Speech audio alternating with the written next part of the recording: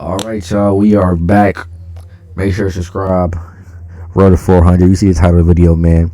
What should the Dallas Mavericks do with Anthony Davis? Should they move on from Anthony Davis? Should they trade Anthony Davis? What the fuck do they do? I think it's time to blow the Mavs up and just build around Cooper Flag. I'm not the biggest Cooper Flag fan, not the biggest Cooper Flag believer. I just don't believe in those big type not guards, but the big type players are 7'1" and all that crazy shit because they just get injured a lot. But Cooper Flag isn't really that athletic.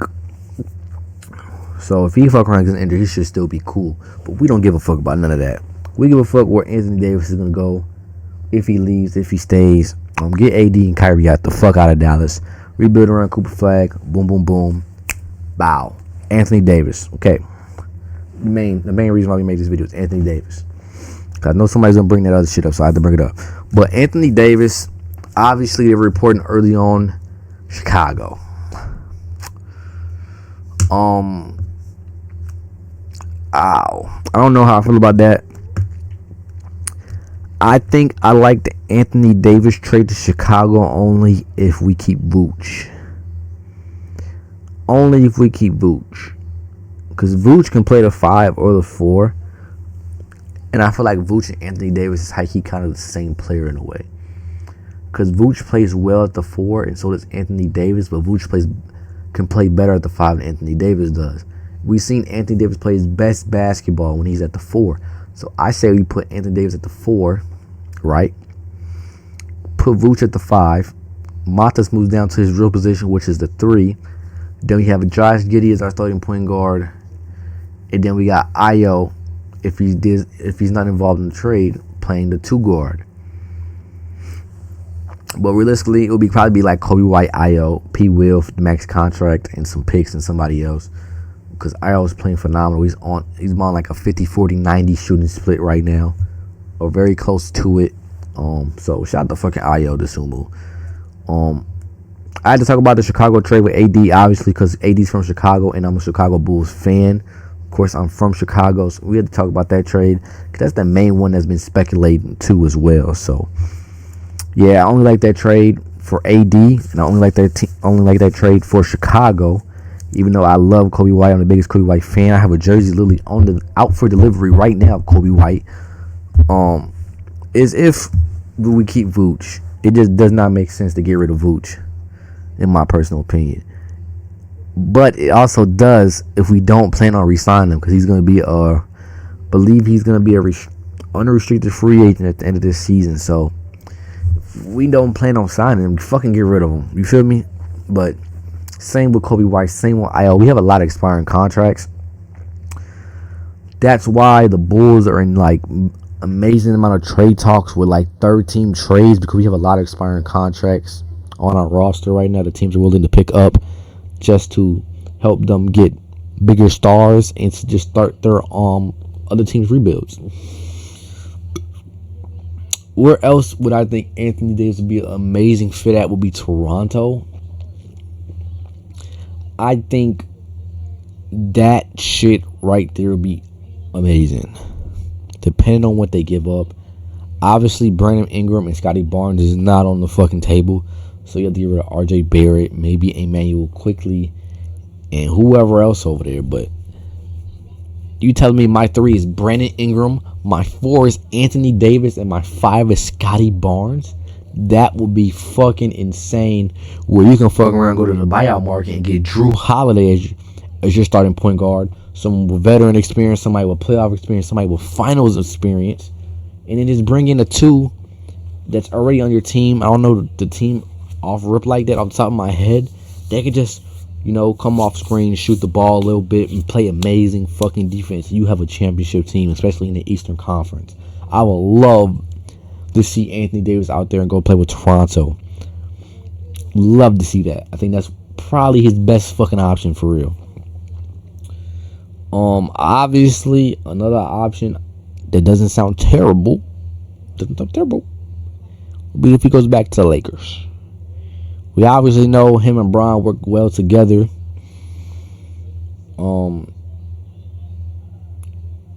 I think it's time to take some of the load off Bron, even though AD's injury prone all the time. But Luka's out here dropping 30 points a game. So DeAndre Ayton isn't playing that well in the starting position. Jackson Hayes is now starting. So imagine you got three bigs over there: Jackson Hayes, Anthony Davis, and DeAndre Ayton, where DeAndre Ayton can just come in, rebound, play defense, catch lobs. Jackson Hayes could be setting the screens, doing what he do. Then Anthony Davis could be the scoring punch to help when LeBron's having an off night, or LeBron's in load management, his arthritis. You feel me? He can fuck around and cook if he's healthy. I think that's the biggest problem with teams right now too. Why Anthony Davis' trade value is so low, because we don't know if he's gonna be fucking healthy or not. Sadly, I'm a big Anthony Davis fan. I honestly feel bad for his situation, because I've been in his situation where it doesn't matter what you do, how you handle the situation, and you're just gonna be injured, because that's just how it is sometimes. But that will be another spot for him that will never happen. Well, I won't say never, because this motherfucker did just get traded randomly last year. What's another NBA team that can use a good power forward like Anthony Davis that can make a big jump? Y'all think AD the Grizzlies, if Ja Morant stays with Triple J, would that be something interesting? Or swapping Sabonis? Nah, their problem is more than just that. These motherfuckers are 12 and 38.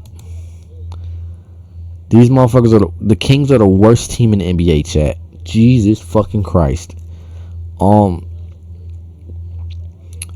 just gonna throw a random one out there, which might be a banger. How y'all feel about Anthony Davis to the Hornets? This is very random, and I fuck with LaMelo a lot, and I be looking at the games and shit. I be watching the games. I'm like, bro, LaMelo hasn't played with a good center yet in the NBA. Like, what would it look like with this Hornets team with Miles Bridges, Brandon Miller, now Kneppel? If they had an actual center, no disrespect to Mark Williams when he was over there, but he was still a young guy trying to develop, and then trying to get him a bag still, because his contract is probably like next year for next season. I'm like, damn, what if LaMelo had an actual big, no disrespect to whoever's over there right now, that can really like come off a pick and roll and just drive straight to the basket, catch lob, boom. Come off pick and roll, pick pop, shoot three, boom. Come off pick and pop, ooh, jab, hezzy, ooh, pull up midi, boom. Like, that's AD's game. Oh, I don't even like Triple J over there with the Hornets, but I really think it's time. I think that actually can work too, because honestly they need some veteran experience over there.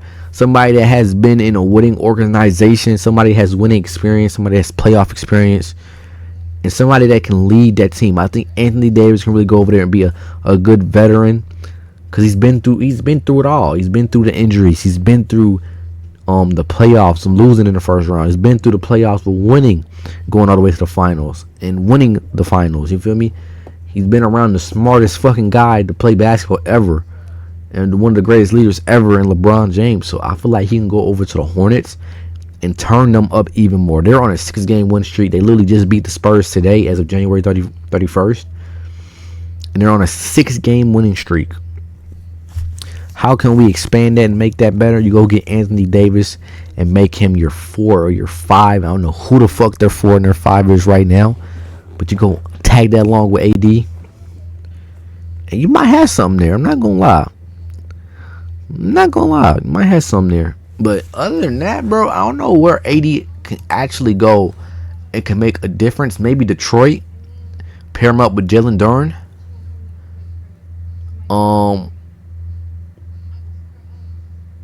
Orlando. Who's Orlando's big?